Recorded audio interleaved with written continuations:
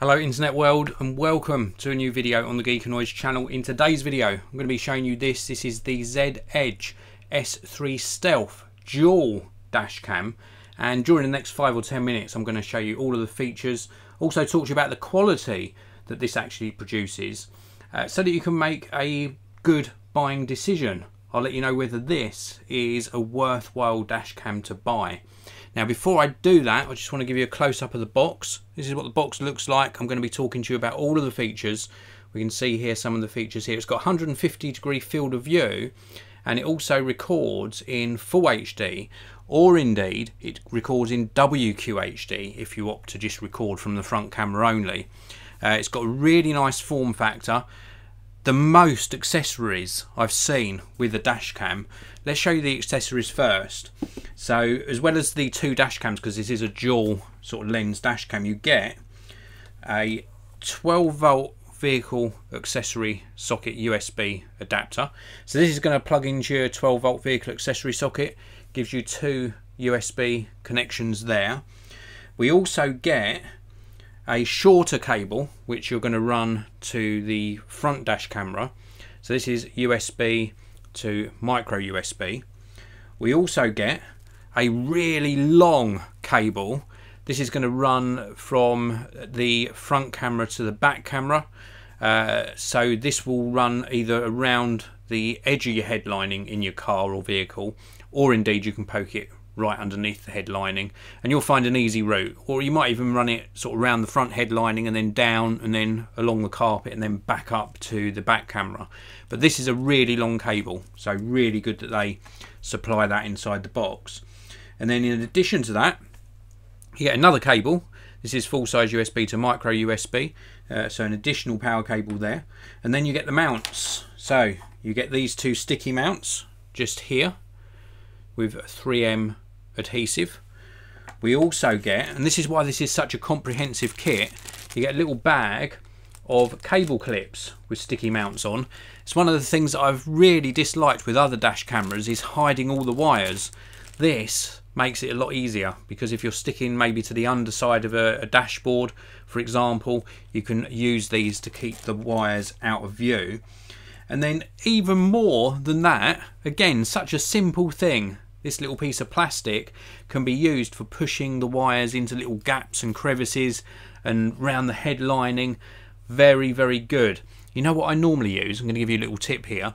If you don't get one of these, I normally use, you get those rice spatulas, like the white food spatulas. I normally use the handle of one of those, but this, you've got a dedicated tool. Really, very, very good indeed. And then you also get a quick start guide, which is going to get you up and running, and then you get a full instruction guide for the dash cams.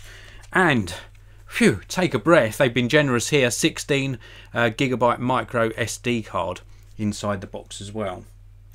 And then of course you get the two dash cams. You get this one here, which is the main front dash cam. Give you a close-up look at this in a short while. And then you get the little mini rear dash cam that's going to go in your rear windscreen. So before I show you the camera up close, I just want to jump into the live chat. This is a live broadcast, of course, so if you've got any questions or comments at all, leave them in the live chat. If you want to use super chat, you can use the super chat as well. Help support the channel, also gets your comment highlighted. And if you're watching this after the event, leave me some comments and questions in the main comment section as well. I answer pretty much all of them, and if you're not subscribed, please do subscribe to the Geekanoids channel, hit that notification bell, and of course you'll be notified when I either upload a video or when I go live on YouTube. A big hello and good morning to Aaron Stoy, Braveheart84, Golden Solution and MyDemv06. Thank you very much for tuning in. Oh, and Dave's Physical Media as well. Hello to you. Thank you very much for tuning in, everyone. I really do appreciate it. So let's take a look at the actual camera itself. So let's switch views here for you. Now, whilst you're just having a very quick look at the camera, I'm not going to move it around too much. I just want you to have a look at the form factor. I just want to let you know some of the specifications. So this is actually a dual Super HD recording, they're calling it. So you can record front and back on the front camera and the little tiny back camera. Look at how small and discreet this is. You can record on both, and if you're recording on both, you get 1920 by 1080, so full HD capture from both of these cameras at 30 frames per second, which is really very good indeed. Now if you take the rear camera out of the equation and just record on the front camera only, then you can bump that resolution up to 2560 by 1440, so 1440p footage, again at 30 frames per second. It's got a built-in, in the front camera, built-in 450 milliamp hour battery, which allows you to get 30 minutes of recording without power input, so that's really good.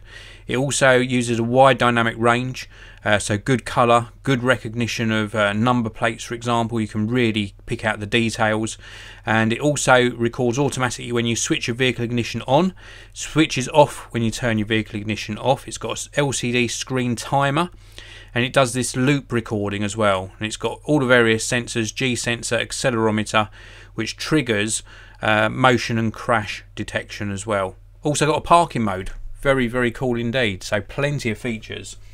So let's first of all take a look at the little mini rear camera. So this is what's going to go into your rear window, and it's got a little sort of turny screw here to tighten things up. It's got the input for the video, so this needs to be connected through to the front camera to work. And then we've also got this little pad on the back, so this is used for actually connecting this to your rear windscreen, and you can get it in a really good position up nice and close to the windscreen as well, so that it doesn't actually get any reflections from the window. So that's the rear camera. And then we've got the main camera just here, and again this attaches with one of these that I showed you earlier. This is like the 3M adhesive mount, and that connects into this portion here. Across the top edge we've got some micro SD card slot just here and a reset switch. Across this edge here, this is the micro USB, which is where the camera is going to get its power from. Nothing across the bottom. And then on this edge here we've got AV in. This is where you're going to run the input from the rear camera. So that's to run to the rear camera. We've also got speaker on here as well, and then we've of course got controls. So let me run some power to this camera. Let's just plug in. So this is micro USB. Let's get this up and running. There we go. Now try and get the reflections out of the way, but basically this is what the display looks like. Apologies for it not being crystal clear. It's come up with headlight warning. This is one of the features. It will warn you if it thinks it's too dark and you should be turning your headlights on. That's because it's right up against my desk. And then we have got, you can see my hand underneath, we have got the menu system. Let's just jump into the menu system. So this is what the main menu looks like. We can switch that on or off, and then we can go OK, and then we can use these to gain access to the menu. So there's the menu, and we can change things. That's not picking up the menu system very well for you on the camera. I'll tell you what, let's switch cameras and I'll give you a better look at the menu system. Let's pull this round to the main camera because you weren't getting a very good look at that. So apologies for that, but you should get a little bit better look at the menu system here, and then we can cycle through the menu system. And this is where you're going to change all of the various settings. It's a very well laid out menu system. You're going to change the recording length, resolution, etc, etc. So very easy to navigate. And then if we come back out of that, I'll give you a little look at how the video looks on here. So you can see me in the camera. It's a very colourful picture. The wide dynamic range really does help. So it gives you a nice quality picture. And as you can see also, it's recording automatically. So what happens with these dash cams is, I've got this connected to a battery pack at the moment, but this would be actually wired into your car's vehicle accessory socket, or you could actually get this hardwired as well if you wanted to hardwire this in. And when you turn this on, or turn your ignition on, it automatically starts recording. You put your micro SD card in the top, and then it will do what's called loop recording. So let me just go into the menu system again.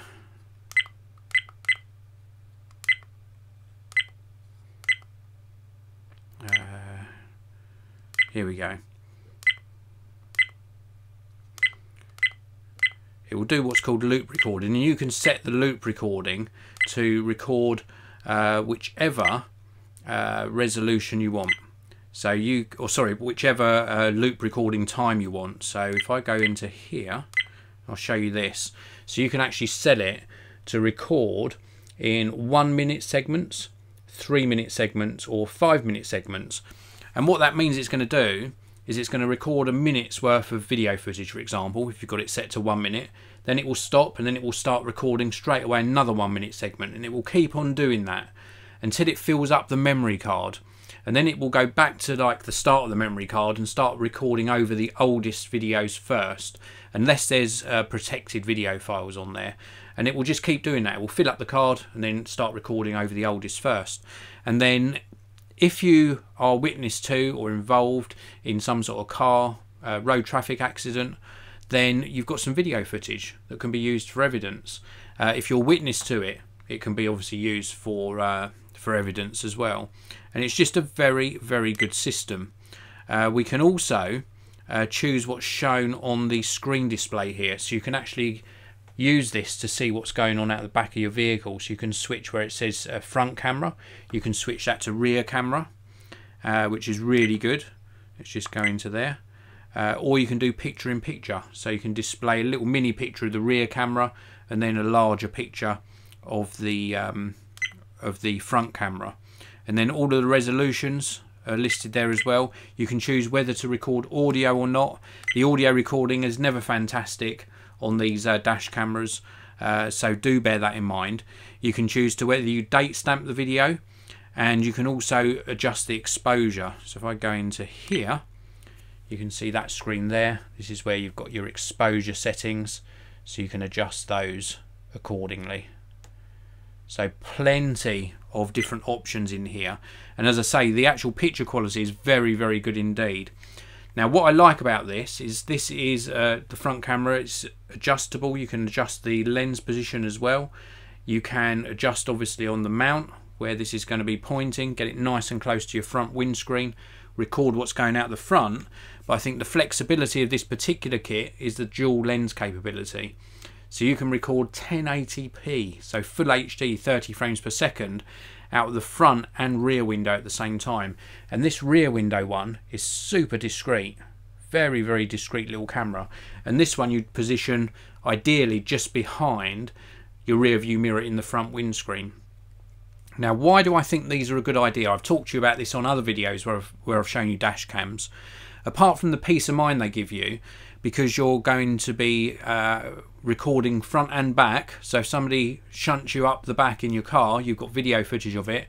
Apart from the peace of mind of knowing that you've got video footage being recorded, and a lot of silly things do happen on our roads nowadays, you can also, with some insurance companies, get a discount off of your insurance. Some of them only recognise certain manufacturer dash cams, some of them recognise all of them, and I think the last time of checking I saw a 15% discount off of a car insurance policy if you had a dash cam fitted. Very, very worthwhile saving. Would probably pay for the dash cam in a couple of years, depending upon your insurance cost. But I have them in my vehicles just for the peace of mind that I've got something recording. Now they also have parking mode on these as well. So if you're parked and away from the vehicle and it senses that you've been hit or something's come sort of into front bumper, for example, then it's going to record that footage too. More often than not, if somebody nudges you in a car park, they normally drive off. This will capture them driving off, and it's really easy with the detail that this picks up to actually see the number plates. Now in dark light, this still is acceptable. It's not the best dash camera I've seen in low light, but it is still more than acceptable. You can just about make out some number plates in the video footage, but I found the daylight recording on this to be a lot better. But it isn't a deal breaker. It's still more than acceptable in night time, but certainly daylight capture is absolutely fantastic. Now the fact you've got a really nice screen on here for viewing back footage and setting everything up, and so many different settings, this is just a great combination, and it's priced competitively as well. So if you want to check this out for yourself, this is the Z Edge S3. I've left a link down below in the video description to where you can pick this up for yourself, so please do check those links out. If you're in the market for a dual dash camera, then this is well worth considering. Thank you very much for watching. Let me just check in the live chat. Any questions? There are no questions in at the moment, but if you have got any questions and you're watching this on the main Geekanoids channel after the live broadcast, leave me some comments and questions below and I'll answer pretty much all of them. Hit that like button and I'll see you all in the next one.